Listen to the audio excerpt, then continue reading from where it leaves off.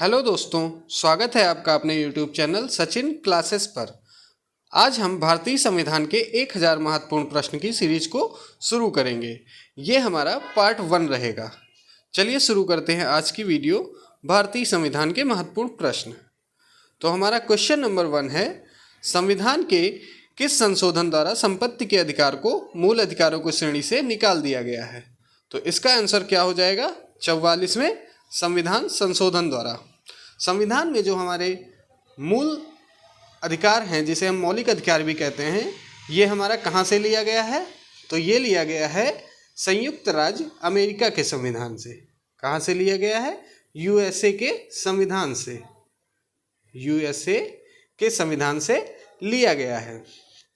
जो हमारा मौलिक अधिकार है, इसका वर्णन संविधान के भाग 3 में अनुच्छेद 12 से अनुच्छेद 35 के अंतर्गत है। अनुच्छेद 12 से 35 के अंतर्गत है, जो हमारे मूल अधिकार हैं, जिन्हें हम मौलिक अधिकार भी कहते हैं। जो हमारा संविधान का भाग 3 है, इसको भारत का मैग्ना कार्टा भी कहा जाता है। हमारा क्वेश्चन अगर पूछा जाता है कि भारत के संविधान के किस भाग को मैग्ना कार्टा कहा जाता है, तो उसका आंसर क्या हो जाएगा? भाग 3। भाग 3 को भारत के संविधान का मैग्ना कार्टा भी कहा जाता है, जो कि मूल अधिकारों का जन्मदाता भी कहा जाता है। इसे मूल अधिकारों के जन्मदाता भी कहा जाता है। तो ये जो हमारा संपत्ति का अधिकार था, इसको हटाया गया 44वें संविधान संशोधन द्वारा।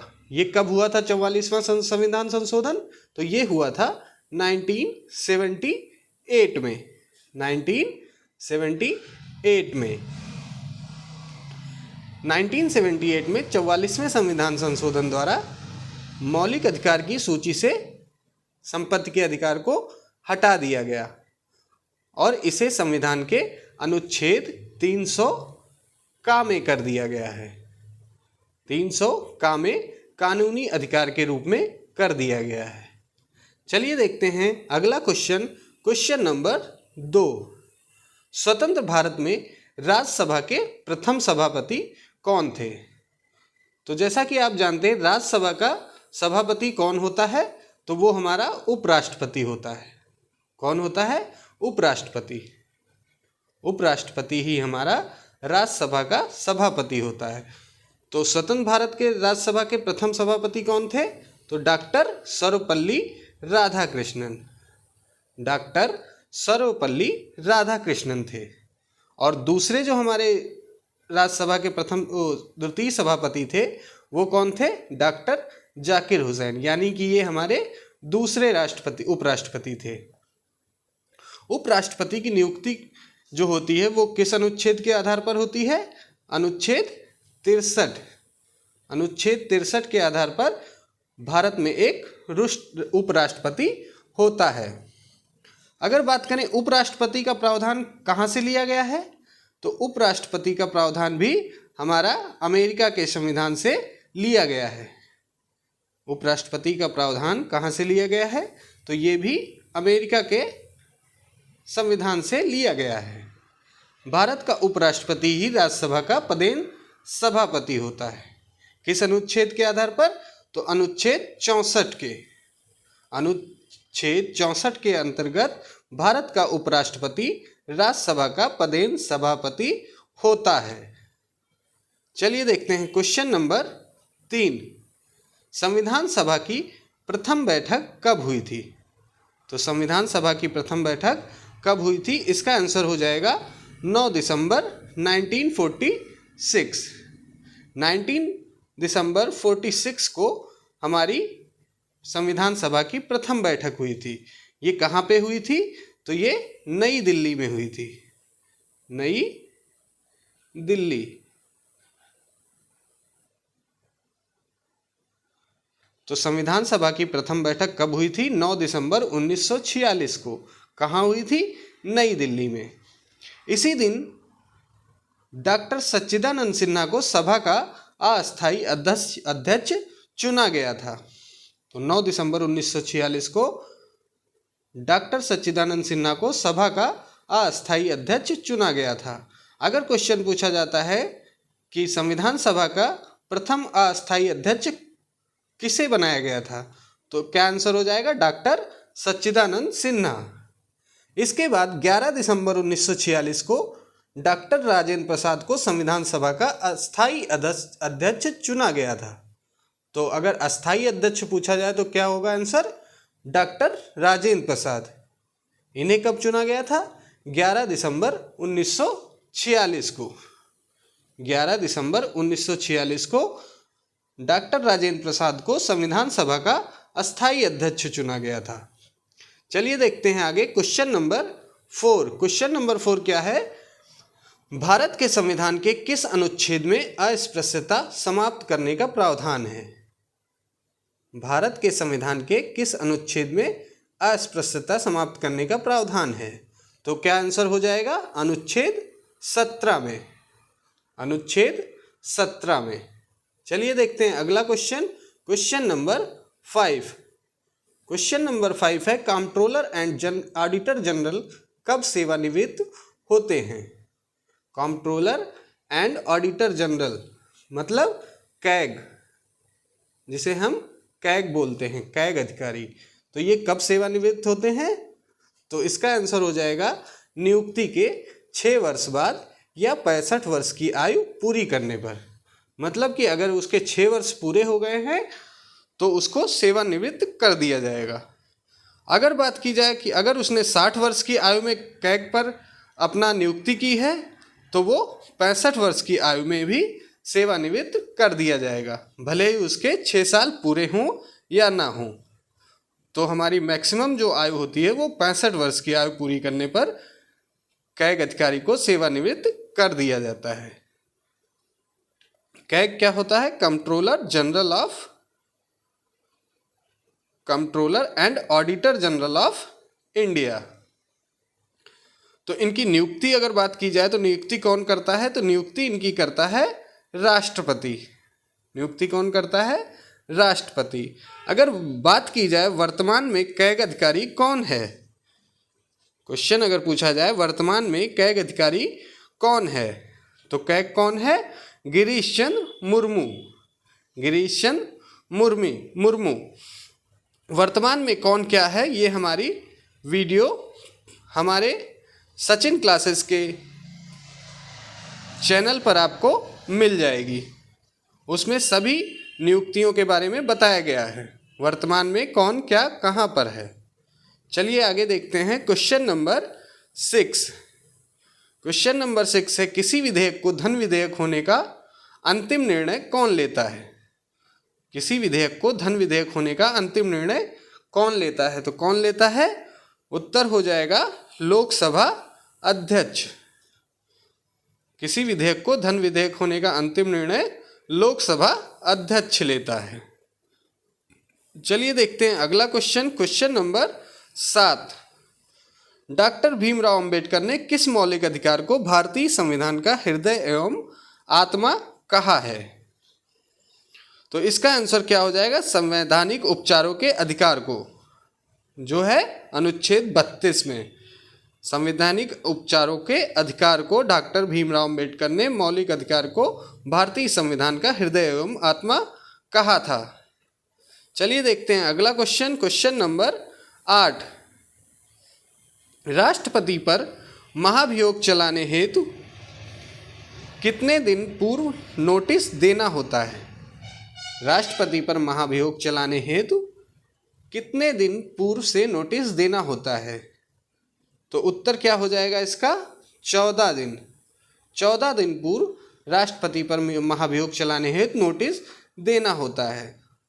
महाभियोग जो है हमारा अनुच्छेद 61 का के आधार पर लगाया जा सकता है। अनुच्छेद 61 का के आधार पर लगाया जा सकता है। चलिए देखते हैं अगला क्वेश्चन, क्वेश्चन नंबर 9। किस अनुच्छेद के अंतर्गत राष्ट्रपति का निर्वाचन होता है? तो राष्ट्रपति का निर्वाचन किस अनुच्छेद के अंतर्गत होता है? तो इसका आंसर हो जाएगा अनुच्छेद 54। अनुच्छेद 54 के अंतर्गत राष्ट्रपति का निर्वाचन होता है। राष्ट्रपति की नियुक्ति अनुच्छेद 52 के अंतर्गत होती है। आइए देखते हैं अगला क्वेश्चन। Question number 10। संविधान के अनुच्छेद 75 में किसके बारे में चर्चा है? तो अनुच्छेद 75 के अनुसार मंत्रिपरिषद के बारे में चर्चा है। अनुच्छेद 75 में मंत्रिपरिषद के बारे में बताया गया है। चलिए देखते हैं अगला क्वेश्चन। Question number 11। संविधान की 7वीं अनुसूची के अंतर्गत जो केंद्रीय सूची है उसमें कितने विषय हैं? तो इसका आंसर हो जाएगा 100 विषय हैं। संविधान की 7वीं अनुसूची के अंतर्गत जो कि केंद्रीय सूची है उसमें 100 विषय हैं। अगर 7वीं अनुसूची के अंतर्गत सूची की बात की जाए तो कितनी सूची है हमारी? 3 हैं। नंबर 1 क्या है? संघ सूची, जिसे हम केंद्रीय सूची भी कहते हैं। क्या कहते हैं? केंद्रीय सूची। संघ सूची को ही केंद्रीय सूची कहते हैं। और दूसरी सूची हमारी कौन सी है? राज्य सूची।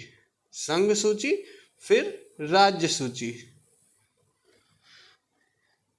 और नंबर 3 पे बात की जाए तो नंबर 3 पे कौन सी सूची है? समवर्ती सूची।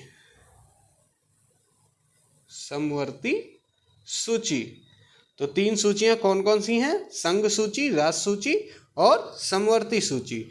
संघ सूची में या केंद्रीय सूची में हमारे कितने विषय हैं? 100 विषय हैं। और राज्य सूची में कितने विषय हैं? तो 61 विषय हैं। वर्तमान में राज्य सूची में 61 विषय हैं। और लास्ट हमारी समवर्ती सूची की बात की जाए तो इसमें कितने विषय हैं? 52 विषय हैं। 52 विषय समवर्ती सूची में है। संघ सूची के कानून केंद्र सरकार बनाती है, जबकि राज्य सूची के राज्य सरकार बनाती है। समवर्ती सूची में कानून केंद्र तथा राज्य सरकार दोनों बनाती हैं। चलिए देखते हैं अगला क्वेश्चन। Question number 12। शिक्षा पहले राज्य सूची के अंतर्गत आती थी। किस संविधान संशोधन अधिनियम द्वारा इसे समवर्ती सूची में लाया गया? तो इसका आंसर क्या हो जाएगा? 42वें संविधान संशोधन द्वारा। 42वां संविधान संशोधन हमारा कब हुआ था? तो ये बताया गया 1976 में हुआ था। 1976 में 42वां संविधान संशोधन हमारा हुआ था। इसे भाग 4 का में अनुच्छेद 51 का के तहत रखा गया है। भाग 4 का के अनुच्छेद 51 का के तहत रखा गया है। चलिए देखते हैं अगला क्वेश्चन। Question number 13। पंचायती राज प्रणाली किस पर आधारित है? पंचायती राज प्रणाली किस पर आधारित है? तो इसका आंसर क्या हो जाएगा? सत्ता के विकेंद्रीकरण पर। सत्ता के विकेंद्रीकरण पर। अगला क्वेश्चन देख लेते हैं। Question number 14। भारतीय संविधान के किस अनुच्छेद में मौलिक कर्तव्यों की चर्चा की गई है? भारतीय संविधान के किस अनुच्छेद में मौलिक कर्तव्यों की चर्चा की गई है? तो इसका आंसर क्या हो जाएगा? अनुच्छेद 51 का में। अनुच्छेद 51 का में मौलिक कर्तव्यों की चर्चा की गई है।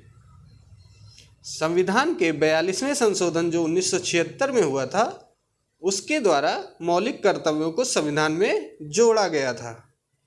और मौलिक कर्तव्य जो हैं हमारे कहाँ से लिए गए हैं?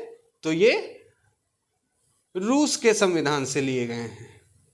मौलिक कर्तव्य जो हमारे लिए गए हैं कहाँ से लिए गए हैं? रूस के संविधान से लिए गए हैं। इसे भाग 4 का में अनुच्छेद 51 का के तहत रखा गया है।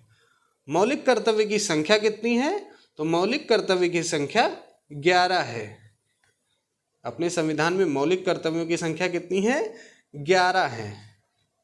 चलिए देखते हैं अगला question. Question number 15। Question number 15 है, अप्रत्याशित व्ययों की पूर्ति के लिए भारत की आकस्मिक निधि से कौन धन निकाल सकता है? अप्रत्याशित व्ययों की पूर्ति के लिए भारत की आकस्मिक निधि से कौन धन निकाल सकता है? तो इसका आंसर हो जाएगा क्या? इसका आंसर हो जाएगा राष्ट्रपति द्वारा। राष्ट्रपति द्वारा। चलिए देखते हैं अगला क्वेश्चन। Question number 16। सामाजिक बुराई को दूर करने के लिए शारदा एक्ट बनाया गया था। सामाजिक बुराई को दूर करने के लिए शारदा एक्ट बनाया गया था। तो किस सामाजिक बुराई को दूर करने के लिए शारदा एक्ट बनाया गया था? तो इसका आंसर क्या हो जाएगा? बाल विवाह। बाल विवाह बुराई को दूर करने के लिए शारदा एक्ट बनाया गया था। ये बहुत ही इंपॉर्टेंट क्वेश्चन है। शारदा एक्ट क्यों बनाया गया था? तो ये बाल विवाह को दूर करने के लिए बनाया गया था। देखते हैं अगला क्वेश्चन। Question number 17। भारतीय संविधान की प्रस्तावना में समाजवादी, धर्मनिरपेक्ष तथा अखंडता शब्दों को किस संशोधन द्वारा जोड़ा गया था? तो क्या आंसर हो जाएगा इसका? 42वें संविधान संशोधन के द्वारा। 42वां संविधान संशोधन कब हुआ था? 1976। 1976 में 42वां संविधान संशोधन हमारा हुआ था। चलिए देखते हैं अगला क्वेश्चन। Question number 18। यदि भारत का राष्ट्रपति पद त्याग करना चाहता है तो उसे पद त्याग का पत्र किसे भेजना पड़ता है? यदि भारत का राष्ट्रपति अपना पद त्याग करना चाहता है तो उसे त्याग पत्र किसे भेजना पड़ता है? तो इसका आंसर क्या हो जाएगा? उपराष्ट्रपति को। उपराष्ट्रपति को। चलिए देखते हैं अगला क्वेश्चन। Question number 19। भारत के संविधान में अवशिष्ट शक्तियां किसमें निहित हैं? भारत के संविधान में अवशिष्ट शक्तियां किसमें निहित हैं? तो आंसर क्या हो जाएगा? संसद में। भारत के संविधान में अवशिष्ट शक्तियां संसद में निहित हैं। चलिए देखते हैं अगला क्वेश्चन। Question number 20। भारतीय संविधान के नीति निर्देशक सिद्धांत तो का स्रोत क्या है? भारतीय संविधान के नीति निर्देशक सिद्धांतों के स्रोत क्या हैं? तो इसका आंसर क्या हो जाएगा?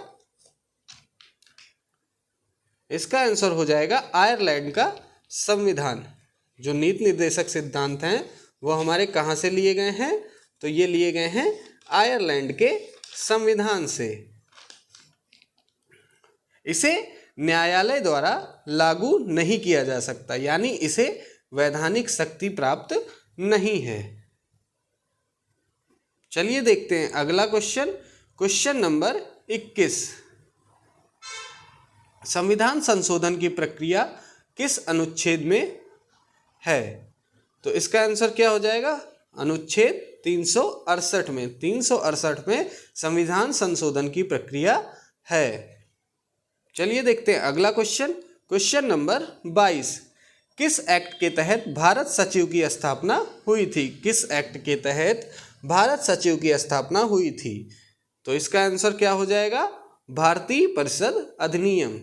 ये कब हुआ था लागू? 1858 में। भारतीय परिषद अधिनियम 1858 में।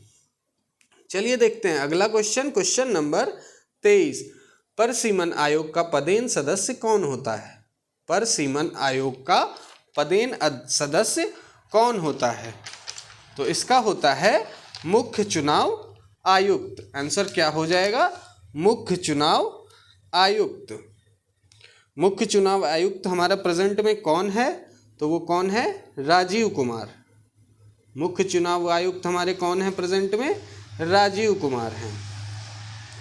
चुनाव आयोग जो हमारा है उसका गठन कब हुआ था? तो ये हुआ था 25 जनवरी 1950 को। चुनाव आयोग का गठन जो हुआ था 25 जनवरी 1950 को हुआ था। चलिए देखते हैं अगला क्वेश्चन। Question number 24। किस संविधान संशोधन के तहत लोकसभा का कार्यकाल 6 वर्ष से घटाकर 5 वर्ष कर दिया गया? किस संविधान संशोधन के तहत लोकसभा का कार्यकाल 6 वर्ष से घटाकर 5 वर्ष कर दिया गया? तो इसका आंसर क्या हो जाएगा? 44वां संशोधन द्वारा। 44वें संविधान संशोधन द्वारा लोकसभा का कार्यकाल 6 वर्ष से घटाकर 5 वर्ष कर दिया गया था। ये भी क्वेश्चन बहुत ही इम्पॉर्टेंट है, कई बार एग्जाम में पूछा गया है। अगर पूछा जाए 44वां संविधान संशोधन कब हुआ था, तो ये कब हुआ था? 1978 में। 1978 में हमारा 44वां संविधान संशोधन हुआ था, जिसके तहत लोकसभा का कार्यकाल 6 वर्ष से घटाकर 5 वर्ष कर दिया गया था। चलिए देखते हैं अगला क्वेश्चन, क्वेश्चन नंबर 25। भारतीय संविधान की प्रस्तावना में अभी तक कितनी बार संशोधन किया जा चुका है? तो इसमें संशोधन जो हुआ है सिर्फ एक बार हुआ है। भारतीय संविधान की प्रस्तावना में अभी तक सिर्फ एक बार संविधान संशोधन हुआ है, वो भी किसके द्वारा हुआ है? 42वें संविधान संशोधन के द्वारा। चलिए देखते हैं अगला क्वेश्चन, क्वेश्चन नंबर 26। किस संविधान संशोधन के तहत सिक्किम को भारत का 22वां राज्य घोषित किया गया? किस संविधान संशोधन के तहत सिक्किम को भारत का 22वां राज्य घोषित किया गया? तो आंसर क्या हो जाएगा? 36वें संविधान संशोधन द्वारा। 36वें संविधान संशोधन द्वारा सिक्किम को भारत का 22वां राज्य घोषित किया गया। ये एक संशोधन कब हुआ था? 1975 में। 36वां संविधान संशोधन कब हुआ था? तो 1975 में। चलिए देखते हैं अगला क्वेश्चन, क्वेश्चन नंबर 27। भारतीय संविधान को संविधान सभा द्वारा कब अंगीकृत किया गया? तो भारतीय संविधान को संविधान सभा द्वारा अंगीकृत कब किया गया? तो इसका आंसर हो जाएगा 26 नवंबर 1949 को। 26 नवंबर 1949 को भारतीय संविधान को संविधान सभा द्वारा अंगीकृत किया गया। चलिए देखते हैं अगला question, question number 28। Question number 28 है हमारा, सरकारिया आयोग किस विषय से संबंधित है? सरकारिया आयोग किस विषय से संबंधित है? तो इसका आंसर क्या हो जाएगा? केंद्र राज्य संबंध की जांच से। सरकारिया आयोग जो है हमारा केंद्र राज्य संबंध की जांच से संबंधित है। चलिए देखते हैं अगला question, question number 29। Question number 29 है हमारा, योजना आयोग का गठन 1950 में किसके द्वारा हुआ? योजना आयोग का गठन 1950 में किसके द्वारा हुआ? तो योजना आयोग का गठन जो हुआ था किसके द्वारा हुआ? मंत्रिमंडल के निर्णय के द्वारा हुआ था। कब हुआ था? 1950 में। 1950 में योजना आयोग का गठन हुआ था। वर्तमान में योजना आयोग का नाम क्या रख दिया गया है? तो ये नीति आयोग के नाम से जाना जाता है। नीति, NITI, यानी कि N से national institute for transforming India. NITI की फुल फॉर्म क्या हो जाएगी? National institute for transforming India. 1950 में जब इसका गठन हुआ तब इसका नाम योजना आयोग था। नीति आयोग इसको कब बोला गया? 2014 में इसे नीति आयोग के द्वारा जाना जाने लगा। तो नीति आयोग का अध्यक्ष कौन होता है? तो इसका अध्यक्ष प्रधानमंत्री होता है, जो कि वर्तमान में नरेंद्र मोदी हैं। अगर नीति आयोग के उपाध्यक्ष की बात की जाए वर्तमान में कौन है? तो उपाध्यक्ष सुमन बेरी हैं। नीति आयोग के उपाध्यक्ष सुमन बेरी हैं। CEO की बात की जाए, चीफ एग्जीक्यूटिव ऑफिसर, तो वो कौन है? परमेश्वरन अय्यर। नीति आयोग के CEO परमेश्वरन अय्यर हैं। नीति आयोग का गठन कब हुआ था? तो 2014 में। चलिए देखते हैं अगला क्वेश्चन, क्वेश्चन नंबर 30। भारतीय संविधान की संशोधन की प्रक्रिया किस देश के संविधान से प्रभावित है? भारतीय संविधान की संशोधन की प्रक्रिया किस देश के संविधान से प्रभावित है? तो इसका आंसर क्या हो जाएगा? दक्षिण अफ्रीका के संविधान से प्रभावित है। देखते हैं अगला क्वेश्चन, क्वेश्चन नंबर 31। पंचायती राज अधिनियम 1992 द्वारा संविधान में कौन सी अनुसूची जोड़ी गई? तो क्या आंसर हो जाएगा? 11वीं अनुसूची जोड़ी गई। 11वीं अनुसूची जोड़ी गई। देखते हैं अगला क्वेश्चन, क्वेश्चन नंबर 32। राज्य के नीति निर्देशक तत्वों का वर्णन संविधान के किस भाग में निहित है? राज्य के नीति निर्देशक तत्वों का वर्णन संविधान के किस भाग में निहित है? अभी हमने बताया था भाग 4 में, अनुच्छेद 36 से 51 तक।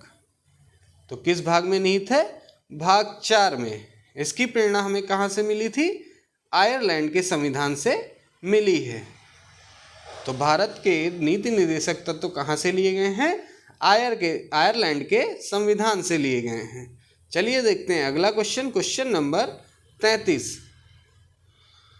दल बदल विरोधी कानून संविधान के कौन से संशोधन से संबंधित है? दल बदल विरोधी कानून संविधान के कौन से संशोधन से संबंधित है? तो इसका आंसर क्या हो जाएगा? 52वें संविधान संशोधन द्वारा, 52वें संविधान संशोधन से। ये कब हुआ था? तो ये हुआ था 1985 में। चलिए देखते हैं अगला क्वेश्चन, क्वेश्चन नंबर 34। भारतीय संविधान के अनुसार राजनीतिक शक्ति का आधार क्या है? तो भारतीय संविधान के अनुसार राजनीतिक शक्ति का आधार क्या है? तो ये है भारत की जनता। भारत की जनता ही भारतीय संविधान की राजनीतिक शक्ति का आधार है। चलिए देखते हैं अगला question, question number 35। Mini constitution किसे कहा जाता है? मिनी कॉन्स्टिट्यूशन किसे कहा जाता है? सॉरी, मिनी कॉन्स्टिट्यूशन किसे कहा जाता है? तो आंसर क्या हो जाएगा? आंसर हो जाएगा 42वें संविधान संशोधन को। तो 42वें संविधान संशोधन को मिनी कॉन्स्टिट्यूशन भी कहा जाता है। 42वां संविधान संशोधन कब हुआ था?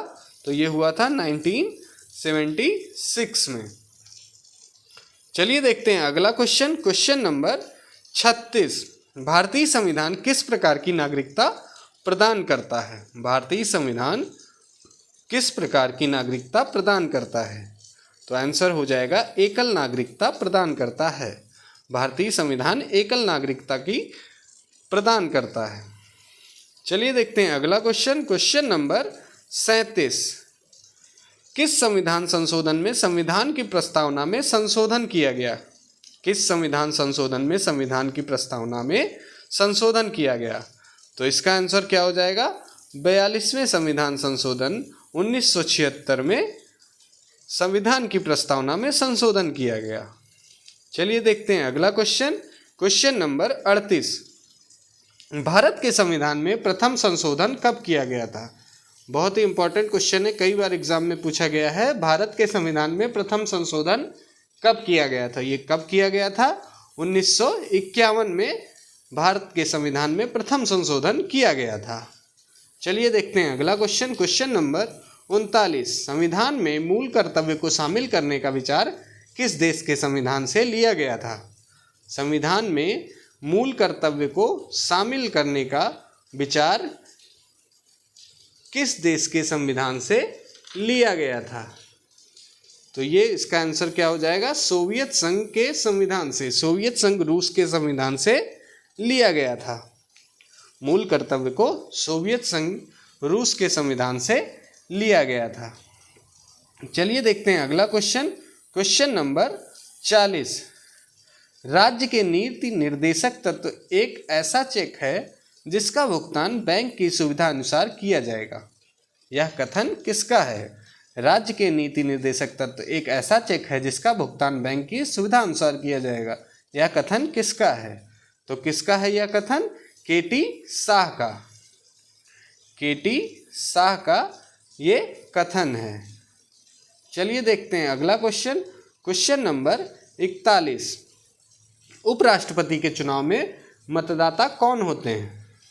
उपराष्ट्रपति के चुनाव में मतदाता कौन होते हैं? तो लोकसभा तथा राज्यसभा के सभी सदस्य। उपराष्ट्रपति के चुनाव में लोकसभा तथा राज्यसभा के सभी सदस्य क्या होते हैं? मतदाता होते हैं। चलिए देखते हैं अगला क्वेश्चन, क्वेश्चन नंबर 42। किसकी अनुमति के बिना राज्य की विधानसभा में कोई धन विधेयक पेश नहीं किया जा सकता? किसकी अनुमति के बिना राज्य की विधानसभा में कोई धन विधेयक पेश नहीं किया जा सकता? तो इसका आंसर क्या हो जाएगा? राज्यपाल। राज्यपाल की अनुमति के बिना राज्य की विधानसभा में कोई धन विधेयक पास नहीं किया जा सकता। तो राज्यपाल की अनुमति के बिना। चलिए देखते हैं अगला क्वेश्चन। Question number 43। राष्ट्रपति का अभिभाषण कौन तैयार करता है? राष्ट्रपति का अभिभाषण कौन तैयार करता है? तो इसका आंसर क्या हो जाएगा? केंद्रीय मंत्रिमंडल। केंद्रीय मंत्रिमंडल राष्ट्रपति का अभिभाषण तैयार करता है। चलिए देखते हैं अगला क्वेश्चन। Question number 44। किस राज्य का लोकसभा तथा राज्यसभा में सबसे अधिक प्रतिनिधित्व है? किस राज्य का लोकसभा तथा राज्यसभा में सबसे अधिक प्रतिनिधित्व है? तो उत्तर क्या हो जाएगा इसका? उत्तर प्रदेश का। उत्तर प्रदेश का लोकसभा तथा राज्यसभा में सबसे अधिक प्रतिनिधित्व है। लोकसभा की कितनी सीटें हैं उत्तर प्रदेश की? तो लोकसभा की जो सीटें हैं वो 80 हैं। उत्तर प्रदेश की लोकसभा की सीटें 80 हैं तथा राज्यसभा की तो वो भी सबसे ज़्यादा 31 सीटें उत्तर प्रदेश की हैं। अगर मध्य प्रदेश की बात की जाए तो मध्य प्रदेश में राज्यसभा की सीटें कितनी हैं? तो वो हैं 11। राज्यसभा में मध्य प्रदेश की सीटें कितनी हैं? तो वो हैं 11। और लोकसभा में बात की जाए तो कितनी हैं? 29 सीटें हैं। ये बात हुई मध्य प्रदेश की। चलिए देखते हैं अगला क्वेश्चन। Question number 45। भारत सरकार का मुख्य विधि परामर्शदाता कौन होता है? भारत सरकार का मुख्य विधि परामर्शदाता कौन होता है? तो इसका उत्तर क्या हो जाएगा? भारत का महान्यायवादी। भारत का महान्यायवादी, जिसे अटॉर्नी जनरल ऑफ इंडिया कहते हैं। अटॉर्नी जनरल ऑफ इंडिया कहते हैं। चलिए देखते हैं अगला क्वेश्चन। Question number 46। राष्ट्रपति कितने समय अंतराल के पश्चात वित्त आयोग का गठन करता है? तो इसका आंसर क्या हो जाएगा? प्रत्येक 5 वर्ष के पश्चात राष्ट्रपति वित्त आयोग का गठन करता है। चलिए देखते हैं अगला क्वेश्चन। Question number 47। संविधान के किस भाग में मौलिक अधिकार के प्रावधानों को शामिल किया गया है? संविधान के किस भाग में मौलिक अधिकार के प्रावधानों को शामिल किया गया है? तो हमारे मौलिक अधिकार को जो शामिल किया गया है किसमें? भाग 3 में। भाग 3 में हमारे मौलिक अधिकार के प्रावधानों को शामिल किया गया है। ये कब अनुच्छेद कितने से कितने तक है? तो ये अनुच्छेद 12 से 35 तक में है। जो हमारे मौलिक अधिकार हैं वो कितने हैं? तो मौलिक अधिकार हमारे वर्तमान में 6 मौलिक अधिकार हैं। समता या समानता का अधिकार, नंबर 1। नंबर 2 स्वतंत्रता का अधिकार, नंबर 3 शोषण के विरुद्ध अधिकार, नंबर 4 धार्मिक स्वतंत्रता का अधिकार, नंबर 5 संस्कृत और शिक्षा संबंधी अधिकार तथा नंबर 6 संवैधानिक उपचारों का अधिकार, अनुच्छेद 32। ये हमारे 6 मूल अधिकार हैं या मौलिक अधिकार हैं। चलिए देखते हैं अगला question. Question number 48। Question number 48। Rajya Sabha तथा लोकसभा के संयुक्त अधिवेशन की अध्यक्षता कौन करता है? राज्यसभा तथा लोकसभा के संयुक्त अधिवेशन की अध्यक्षता कौन करता है? तो इसका आंसर क्या हो जाएगा? लोकसभा अध्यक्ष करता है। अध्यक्षता लोकसभा अध्यक्ष करता है। चलिए देखते हैं अगला question. Question number 49। Question number 49। धन विधेयक के संबंध में राज्यसभा को किस प्रकार का अधिकार है? धन विधेयक के संबंध में राज्यसभा को किस प्रकार का अधिकार है? तो आंसर क्या हो जाएगा? केवल सिफारसी अधिकार है। धन विधेयक के संबंध में राज्यसभा को केवल सिफारसी अधिकार है। चलिए देखते हैं अगला question. Question number 50। Question number 50 है, यदि कोई व्यक्ति अपनी इच्छा से विदेशी राज्य की नागरिकता अर्जित कर लेता है तो उसकी भारतीय नागरिकता का क्या होता है? तो उसकी भारतीय नागरिकता क्या हो जाएगी? स्वतः समाप्त हो जाएगी। भारतीय नागरिकता स्वतः समाप्त हो जाएगी। चलिए देखते हैं अगला क्वेश्चन। Question number 51। अनुसूचित और जनजाति क्षेत्रों के प्रशासन के संबंध में प्रावधान संविधान की किस अनुसूची में किया गया है? अनुसूचित और जनजाति क्षेत्रों के प्रशासन के संबंध में प्रावधान संविधान की किस अनुसूची में किया गया है? तो ये 5वीं तथा 6वीं अनुसूची में किया गया है। चलिए देखते हैं अगला क्वेश्चन, क्वेश्चन नंबर 52। भारत के शासनाध्यक्ष का संबोधन किसके लिए किया जाता है? भारत के शासनाध्यक्ष का संबोधन किसके लिए किया जाता है? तो आंसर क्या हो जाएगा? प्रधानमंत्री के लिए। प्रधानमंत्री के लिए भारत के शासनाध्यक्ष का संबोधन किया जाता है। चलिए देखते हैं अगला क्वेश्चन, क्वेश्चन नंबर 53। संविधान के किस भाग को भारत का मैग्ना कार्टा कहा जाता है? संविधान के किस भाग को भारत का मैग्ना कार्टा कहा जाता है? अभी हमने ऊपर आपको भाग 3 के बारे में बताया था, तो भाग 3 को भारत का मैग्ना कार्टा कहा जाता है। भाग 3 में हमारा क्या है? भारत के संविधान के मौलिक अधिकार, जिसे हम भाग 3 को भारत का मैग्ना कार्टा कहा जाता है। मैग्ना कार्टा यानी भारत का अधिकार पत्र। अगर हिंदी में पूछता है तो भारत का अधिकार पत्र कहा जाता है। इसे मूल अधिकारों का जन्मदाता भी कहा जाता है। तो मौलिक अधिकार हमारे अनुच्छेद किस में है? अनुच्छेद 12 से अनुच्छेद 35 के अंतर्गत हमारे मूल अधिकार हैं।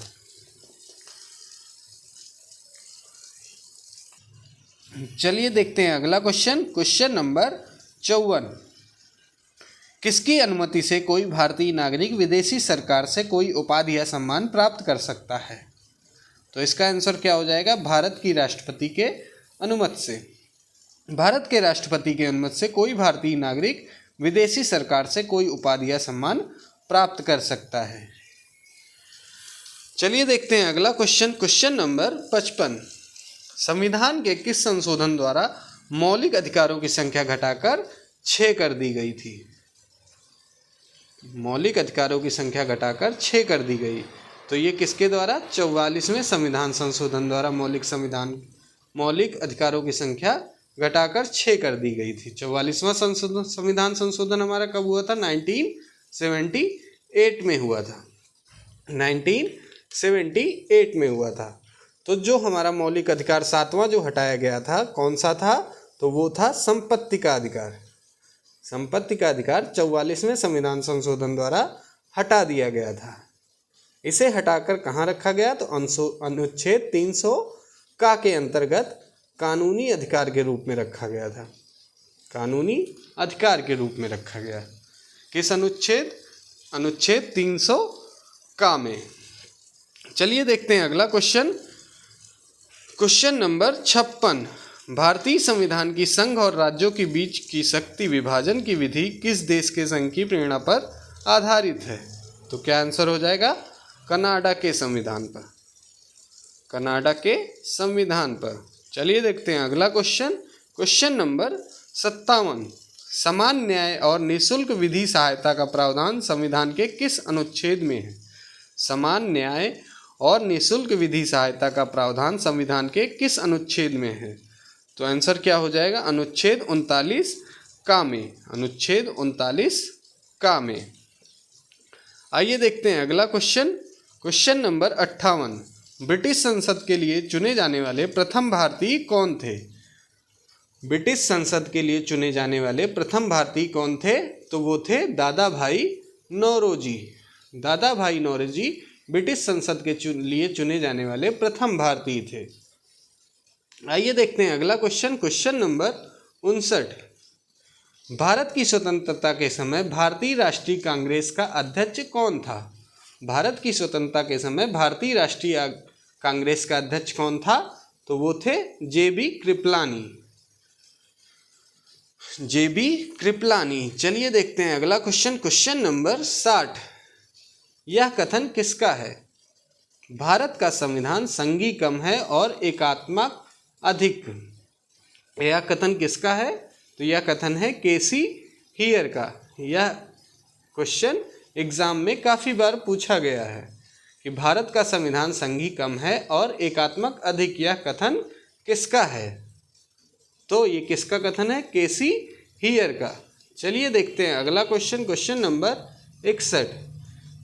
किस संविधान संशोधन के द्वारा राष्ट्रपति, प्रधानमंत्री एवं लोकसभा अध्यक्ष के निर्वाचन संबंधी विवाद को न्यायालय के क्षेत्राधिकार से बाहर किया गया?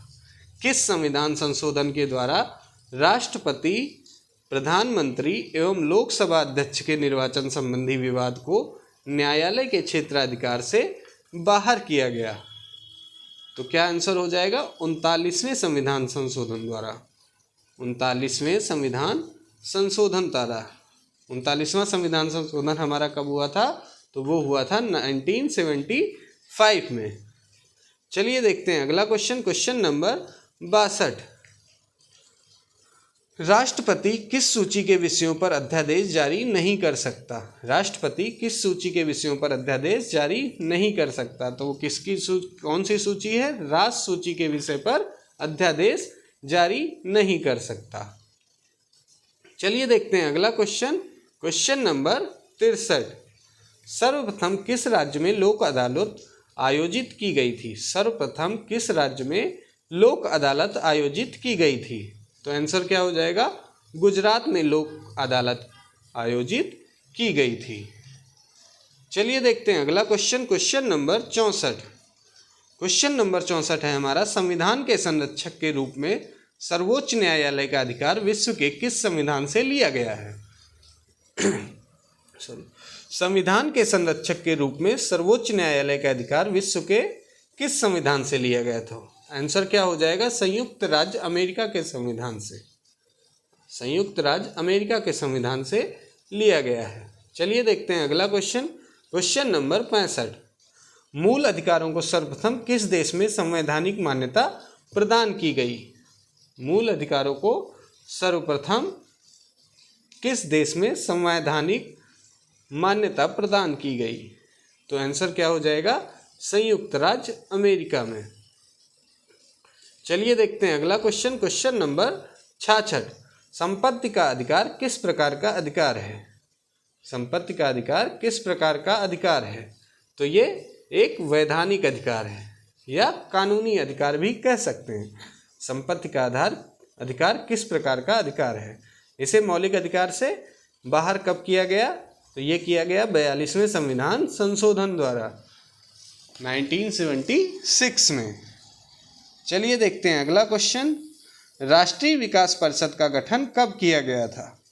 राष्ट्रीय विकास परिषद का गठन कब किया गया था? तो 1952 में। 1952 में राष्ट्रीय विकास परिषद का गठन किया गया था। इसका अध्यक्ष कौन होता है? तो इसके अध्यक्ष भी प्रधानमंत्री होता है। प्रधानमंत्री कौन है? नरेंद्र मोदी। आइए देखते हैं अगला क्वेश्चन, क्वेश्चन नंबर 68। नए राज्य के गठन अथवा सीमा परिवर्तन का अधिकार किसे है? नए राज्य के गठन अथवा सीमा परिवर्तन का अधिकार किसे है? तो आंसर क्या हो जाएगा? संसद को। संसद को नए राज्य के गठन अथवा सीमा परिवर्तन का अधिकार है। चलिए देखते हैं अगला क्वेश्चन, क्वेश्चन नंबर 69। भारत में लोकसभा किसके द्वारा भंग की जाती है? भारत में लोकसभा किसके द्वारा भंग की जाती है? तो ये राष्ट्रपति के द्वारा की जाती है, लेकिन प्रधानमंत्री के परामर्श से। तो आंसर क्या हो जाएगा? प्रधानमंत्री के परामर्श से राष्ट्रपति के द्वारा लोकसभा भंग की जाती है। आइए देखते हैं अगला क्वेश्चन, क्वेश्चन नंबर 70। राज्यसभा का सर्वप्रथम गठन कब हुआ था? वेरी इंपॉर्टेंट क्वेश्चन है, कई बार एग्जाम में पूछा गया है। राज्यसभा का सर्वप्रथम गठन कब हुआ है? तो इसका आंसर क्या हो जाएगा? 3 अप्रैल 1952 में। 3 अप्रैल 1952 में राज्यसभा का सर्वप्रथम गठन हुआ था। चलिए देखते हैं अगला क्वेश्चन, क्वेश्चन नंबर 71। संसद का कोई सदस्य अपने अध्यक्ष की पूर्व अनुमति के बिना कितने दिनों तक सदन में अनुपस्थित रहे तो उसका स्थान रिक्त घोषित कर दिया जाता है? यदि कोई सदस्य संसद का अपने अध्यक्ष की अनुमति के बिना अनुपस्थित रहता है तो उसका स्थान रिक्त घोषित कितने दिनों में कर दिया जाता है? तो इसका आंसर क्या हो जाएगा? 60 दिनों तक। अगर वह 60 दिनों तक अनुपस्थित रहता है तो उसका स्थान रिक्त घोषित कर दिया जाता है। चलिए देखते हैं अगला क्वेश्चन, क्वेश्चन नंबर 72। संविधान का कौन सा अनुच्छेद सामाजिक समानता का अधिकार प्रदान करता है? संविधान का कौन सा अनुच्छेद सामाजिक समानता का अधिकार प्रदान करता है? तो ये अनुच्छेद 15। इसका आंसर क्या हो जाएगा? अनुच्छेद 15। चलिए देखते हैं अगला क्वेश्चन। Question number 73। राष्ट्रपति पद पर सबसे कम अवधि के लिए रहने वाले व्यक्ति कौन हैं? राष्ट्रपति के पद पर सबसे कम अवधि के लिए रहने वाले व्यक्ति कौन हैं? तो इसका आंसर क्या हो जाएगा? डॉक्टर जाकिर हुसैन। डॉक्टर जाकिर हुसैन राष्ट्रपति पद पर सबसे कम अवधि तक नियुक्त रहे हैं। ये कब से कब तक रहे हैं? तो ये 1967 से 69 तक, केवल 2 वर्ष तक ये राष्ट्रपति बने रहे थे। तो कब से कब तक? 1967 से 1969 तक। चलिए देखते हैं अगला क्वेश्चन। Question number 74। भारतीय संविधान में किस अनुच्छेद को संविधान की आत्मा के नाम से जाना जाता है? भारतीय संविधान में किस अनुच्छेद को संविधान की आत्मा के नाम से जाना जाता है? तो ये अनुच्छेद 32। इसका आंसर क्या हो जाएगा? अनुच्छेद 32। अनुच्छेद 32 में हमारा क्या है? संवैधानिक उपचारों का अधिकार। तो हम संवैधानिक उपचारों के अधिकार को संविधान की आत्मा के नाम से जानते हैं। चलिए देखते हैं अगला क्वेश्चन। Question number 75।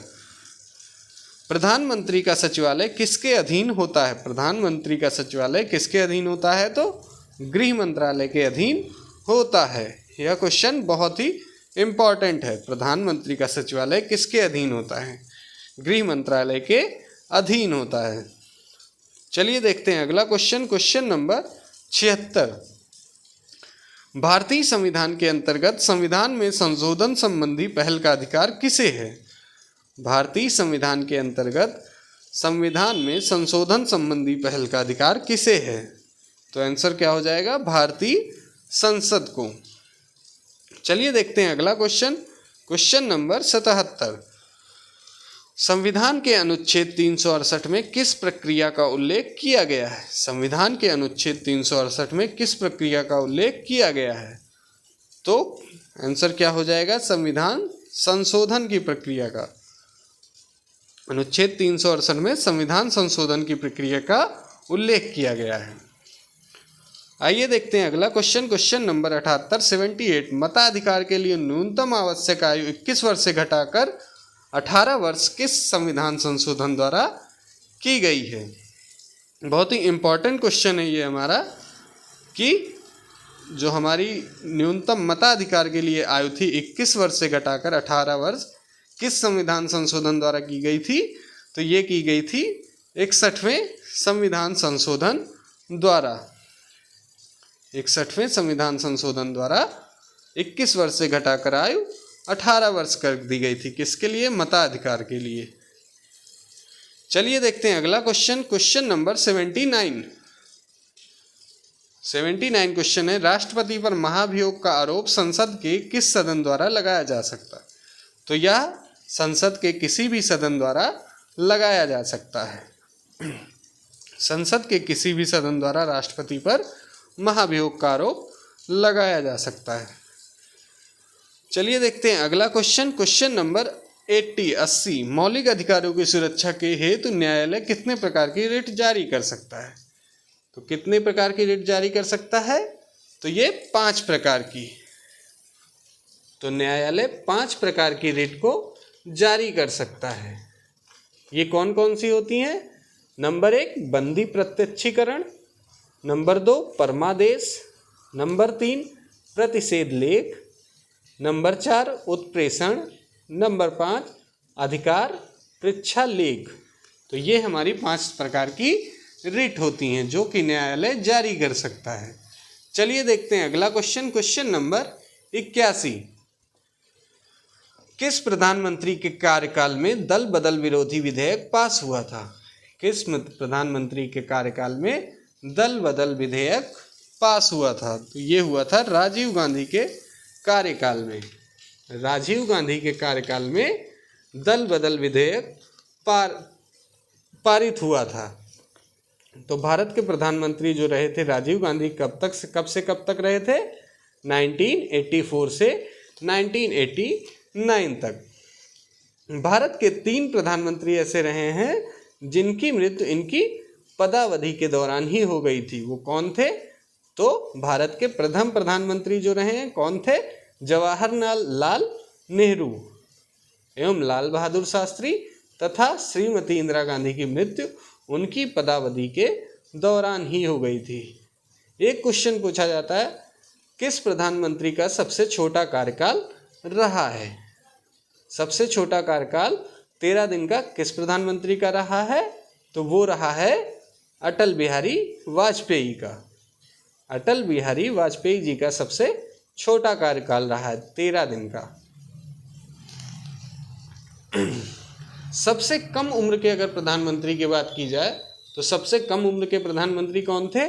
तो वो राजीव गांधी जी ही थे। राजीव गांधी सबसे कम उम्र में प्रधानमंत्री बने थे। अगर बात की जाए सबसे अधिक उम्र में, तो सबसे अधिक उम्र में कौन प्रधानमंत्री बना था? तो वो बने थे मोरारजी देसाई। अगर बात की जाए सबसे छोटा कार्यकाल अटल बिहारी वाजपेयी जी का था, तो सबसे लंबा कार्यकाल किसका रहा? तो वो रहा जवाहरलाल नेहरू जी का। जवाहरलाल नेहरू का। कितना रहा था? 16 वर्ष 286 दिन तक इनका कार्यकाल रहा है। तो सबसे लंबा कार्यकाल जवाहरलाल नेहरू का रहा है। चलिए देखते हैं अगला क्वेश्चन। Question number 82। उच्चतम न्यायालय की पहली महिला न्यायाधीश कौन थी? उच्चतम न्यायालय की पहली महिला न्यायाधीश कौन थी? तो क्या आंसर हो जाएगा? फातिमा बीबी। उच्चतम न्यायालय की पहली महिला न्यायाधीश फातिमा बीबी थी। चलिए देखते हैं अगला क्वेश्चन। Question number 83। जब भारत स्वतंत्र हुआ उस समय ब्रिटेन में किस दल की सरकार थी? बहुत ही इंपॉर्टेंट क्वेश्चन है, ये भी काफ़ी बार एग्जाम में पूछा जाता है। जब भारत स्वतंत्र हुआ उस समय ब्रिटेन में किस दल की सरकार थी? तो आंसर क्या हो जाएगा? लेबर पार्टी की सरकार थी। लेबर पार्टी की सरकार ब्रिटेन में उस समय थी। चलिए देखते हैं अगला क्वेश्चन। Question number 84। संविधान सभा में मुस्लिम लीग के बहिष्कार का प्रमुख कारण क्या था? संविधान सभा में मुस्लिम लीग के बहिष्कार का प्रमुख कारण क्या था? तो आंसर क्या हो जाएगा? मुस्लिम लीग मुसलमानों के लिए एक अलग संविधान सभा चाहती थी। इस कारण संविधान सभा से मुस्लिम लीग ने अपना बहिष्कार किया था। मुस्लिम लीग मुसलमानों के लिए एक अलग संविधान सभा चाहती थी। चलिए देखते हैं अगला क्वेश्चन। Question number 85। भारत के संविधान के किस अनुच्छेद में सर्वोच्च न्यायालय के न्यायाधीश पर महाभियोग चलाने का प्रावधान है? तो भारत के संविधान के किस अनुच्छेद में सर्वोच्च न्यायालय के न्यायाधीश पर महाभियोग चलाने का प्रावधान है? तो आंसर क्या हो जाएगा? अनुच्छेद 124 में। चलिए देखते हैं अगला question. Question number 86। Bharatiya Janata party की स्थापना 1951 में भारतीय जनसंघ के रूप में किसके नेतृत्व में हुई थी? भारतीय जनता पार्टी की स्थापना 1951 में भारतीय जनसंघ के रूप में किसके नेतृत्व में हुई थी? तो इसका आंसर हो जाएगा श्यामा प्रसाद मुखर्जी। चलिए देखते हैं अगला क्वेश्चन। Question number 87। भारतीय संविधान में लोक सेवा आयोग का प्रावधान किया गया है। तो ये किया गया अनुच्छेद 315 के तहत। भारतीय संविधान में लोक सेवा आयोग का प्रावधान अनुच्छेद 315 के तहत किया गया है। चलिए देखते हैं अगला क्वेश्चन। Question number 88। संविधान सभा का अंतिम दिन कौन सा था जिस दिन संविधान सभा के सदस्यों ने संविधान पर हस्ताक्षर किए? संविधान सभा का अंतिम दिन कौन सा था जिस दिन संविधान सभा के सदस्यों ने संविधान पर हस्ताक्षर किए? तो इसका आंसर क्या हो जाएगा? 24 जनवरी 1950। 24 जनवरी 1950 को संविधान सभा के सदस्यों ने संविधान पर हस्ताक्षर किए थे। 24 जनवरी 1950। चलिए देखते हैं अगला क्वेश्चन। क्वेश्चन नंबर 89 किस अनुच्छेद द्वारा भारतीय नागरिकों को 6 प्रकार की स्वतंत्रता प्रदान की गई है? किस अनुच्छेद द्वारा भारतीय नागरिकों को 6 प्रकार की स्वतंत्रता प्रदान की गई है? तो ये की गई है अनुच्छेद 19 के द्वारा। अनुच्छेद 19 के द्वारा भारतीय नागरिकों को 6 प्रकार की स्वतंत्रता प्रदान की गई है। आइए देखते हैं अगला क्वेश्चन। क्वेश्चन नंबर 90 भारत के किन राष्ट्रपतियों की मृत्यु उनके कार्यकाल के दौरान हुई? तो ये इसका आंसर क्या हो जाएगा? डॉक्टर जाकिर हुसैन तथा फखरुद्दीन अली अहमद की। तो इन दोनों की मृत्यु राष्ट्रपति के कार्यकाल के दौरान हुई थी, डॉक्टर जाकिर हुसैन तथा फखरुद्दीन अली अहमद की। चलिए देखते हैं अगला क्वेश्चन। क्वेश्चन नंबर 91 राज्य के निम्न एवं उच्च सदन को क्या कहा जाता है? निम्न सदन और उच्च सदन को क्या कहा जाता है? तो राज्य का जो निम्न सदन होता है उसे विधानसभा कहा जाता है एवं उच्च सदन को विधान परिषद कहा जाता है।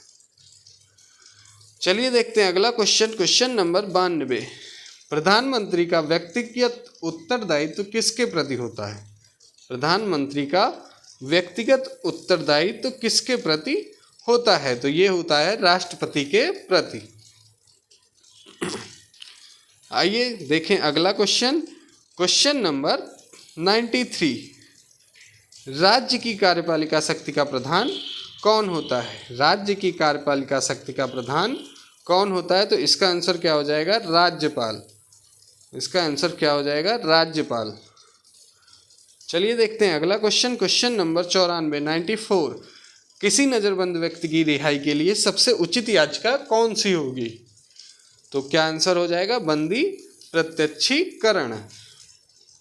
आइए देखते हैं अगला क्वेश्चन। क्वेश्चन नंबर 95 संविधान के किस अनुच्छेद के अंतर्गत संघ की भाषा हिंदी और लिपि देवनागरी बनाई गई? तो ये किस अनुच्छेद के अंतर्गत बनाई गई? तो अनुच्छेद 343 के अंतर्गत, अनुच्छेद 343 के अंतर्गत भाषा हिंदी और लिपि देवनागरी बनाई गई। आइए देखते हैं अगला क्वेश्चन 96 भारत में किस राज्य में सबसे पहले राष्ट्रपति शासन लागू किया गया? भारत में किस राज्य में सबसे पहले राष्ट्रपति शासन लागू किया गया? तो ये किसके शासन में किया गया? पंजाब में किया गया। पंजाब में सर्वप्रथम आपात राष्ट्रपति शासन लागू किया गया। आइए देखते हैं अगला क्वेश्चन। क्वेश्चन नंबर 97 भारत के राष्ट्रपति को किससे वेतन दिया जाता है? भारत के राष्ट्रपति को किससे वेतन दिया जाता है? तो भारत की संचित निधि से दिया जाता है।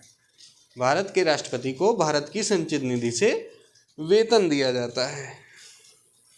आइए देखते हैं अगला क्वेश्चन। क्वेश्चन नंबर 98 भारतीय संसद की सबसे पुरानी समिति कौन सी है?